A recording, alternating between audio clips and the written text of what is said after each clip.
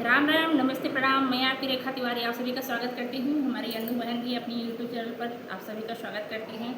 आप सभी के बीच बहुत ही धमाकेदार नाच गीत लेके आई हूँ मेरे प्यारे भाई बहनों। फुल वॉइस के साथ सुनिएगा, वीडियो को बिल्कुल भी स्किप नहीं करिएगा। पसंद आए तो वीडियो को शेयर करिएगा। जो भी भाई बहन चैनल पर नए हैं सब्सक्राइब कर लीजिएगा। आप सभी का बहुत बहुत धन्यवाद। आप सभी के प्यार आशीर्वाद के लिए सदैव हम आभार रहेंगे। जय जय सिया राम।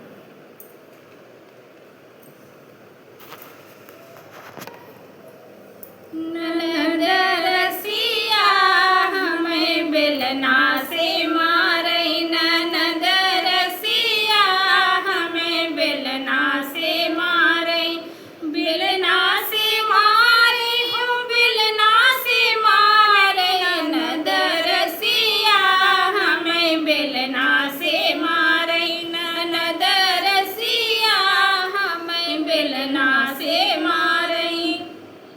रोवतई रोवत ससुर लगे गईले, रोवतई रोवत ससुर लगे गईले, ससुर लगे गईले, ससुर लगे गईले।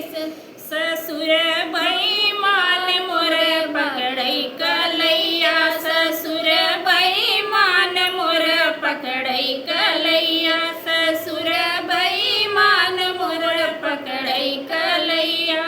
ननद रसिया हमें बेलना से मारई, ननद रसिया हमें बेलना से मारई, बेलना से मारी हो, बेलना से मारई। ननद रसिया हमें बेलना से मारई, ननद रसिया हमें बेलना से मारई। रोवतई रोवत जेठवा लगे गईले, रोवतई रोवत जेठवा लगे गईले, जेठ लगे गईले हो, जेठ लगे गईले। जेठ बेईमान हमें मारई नजरिया हो, जेठ बेईमान हमें मारई नजरिया हो, जेठ बेईमान हमें मारई नजरिया। ननद रसिया हमें बेलना से मारई, ननद रसिया हमें बेलना से मारई, बेलना से मारई हो, बेलना से मारई। ननद रसिया हमें बेलना से मारई। रोवतई रोवत देवर लगे गईले, रोवतई रोवत देवर लगे गईले, देवर लगे गईले, देवर लगे गईले।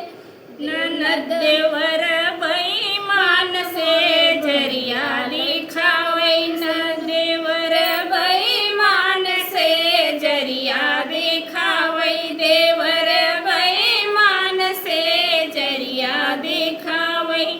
ननद रसिया हमें बेलना से मारई, ननद रसिया हमें बेलना से मारई, ननद रसिया हमें बेलना से मारई। रोवतई रोवत पियावा लगे गईले, रोवतई रोवत पियावा लगे गईले, पिया लगे गईले हो, पिया लगे गईले। पिया मोरे राजा ननदी बिया है, पिया मोरे राजा ननदी बिया है, सजन मोरे राजा ननदी बिया है। ननद रसिया हमें बेलना से मारई, ननद रसिया हमें बेलना से मारई, ननद रसिया हमें बेलना से मारई। जेकर जेकर ननद बेलना से मारी हुई कमेंट में जरूर बताइए। जेकर नहीं मारी है उनका कोनो बात है नहीं। जय जय सिया राम।